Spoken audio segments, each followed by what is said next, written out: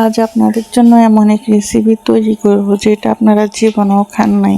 আজকে আমার রেসিপি দেখে আপনারা পাগল হয়ে যাবেন। এখানে আমি নিয়েছি কলমি শাক। কলমি শাকগুলোকে আমি কুচি কুচি করে কেটে নিয়েছি সুন্দর করে, যেন একবারে দেখতে অনেক সুন্দর রেসিপি হয়। একবারে কুচি কুচি করে ফেলেছি।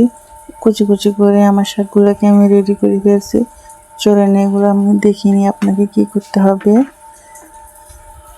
পাতাগুলো পোকায় খেয়েছে বলে কেউ কিছু ভাববে না, এগুলো কিন্তু অনেক পুষ্টিকর শাক। এখন যেহেতু বর্ষাকাল, তো বর্ষাকালে ভালো শাক পাওয়া যায় না, সেই জন্য পাতা খাওয়া পোকা খাওয়ার পাতায় যা পেয়েছি তাই নিয়ে নিয়েছি। আপাতত এটা দিয়ে স্পেশাল রেসিপি তৈরি করে নেব। এখন চলেন আপনাদেরকে দেখাই। বর্ষাকালের জন্য এই পাতাগুলোই যথেষ্ট।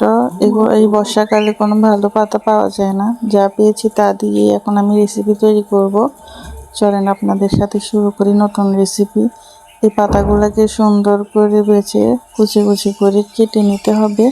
কুচি কুচি করে কেটে নিয়ে তারপরে এগুলোকে সুন্দর করে ধুয়ে রাখবেন। ভালো করে ধুবেন যেন কোনো ময়লা না থাকে।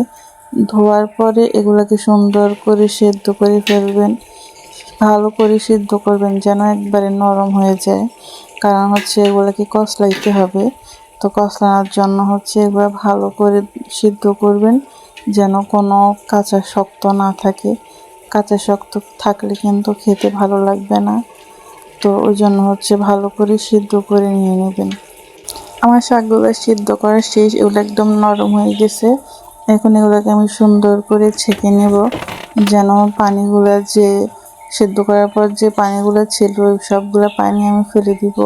ওই পানিগুলো কোনো কাজে আসবে না, শুধু হচ্ছে শাকগুলোই কাজে আসবে। একবারে নরম নরম করে এগুলোকে আমি সিদ্ধ করে নিচ্ছি। দেখেন একবারে বোঝাই যাচ্ছে যে এগুলো একেবারে নরম হয়ে গেছে। আমার সিদ্ধ করা শাকগুলো দিয়ে এখন আমি রেসিপি তৈরি করে নেব। আমি একটু শাক একটা বলে নিয়ে নিলাম, তারপর ওখানে একটা ছোট বাটি নিয়ে নিছি।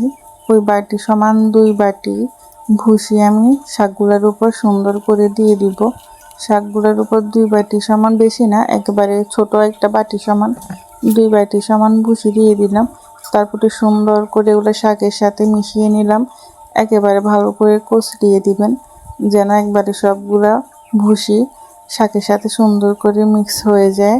সুন্দর করে মিক্স হওয়ার পর দেখেন এগুলো কত সুন্দর লাগতেছে, কত লোভনীয় লাগতেছে, দেখে ইচ্ছে করতেছে খাই ফেলতে, কিন্তু না, এগুলো খাওয়া যাবে না। এগুলো সুন্দর করে মুরগির বাটিতে ঢেলে দিবেন। মুরগির বাটিতে সুন্দর করে দেওয়ার পর এগুলো সবগুলো নিয়ে যাবেন মুরগির খাঁচার কাছে। মুরগির খাঁচার কাছে নিয়ে যাওয়ার পর মুরগির খাঁচার ভিতর ঢুকিয়ে দিবেন। তারপর দেখবেন যে মুরগি কেমন রাক্ষসের মতো চেটে পুটে সবগুলো খেয়ে শেষ করে নিচ্ছে। আপনার কোনো কষ্টই হচ্ছে না, একবারে বিনা খরচে আপনি পেয়ে যাচ্ছেন একটা উপকারী খাদ্য, যেটা আপনার মুরগির খাবারের জন্য যথেষ্ট পরিমাণ শক্তি উৎপাদন করে। কেমন লাগলো ভিডিওটা অবশ্যই কমেন্ট করে জানাবেন। ভালো লাগলে অবশ্যই একটা লাইক করে দিবেন।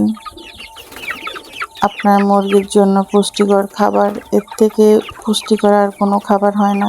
কম খরচে অল্প টাকায় আপনার একবারে মুরগির জন্য পুষ্টিকর একটা খাবার পেয়ে যাচ্ছেন।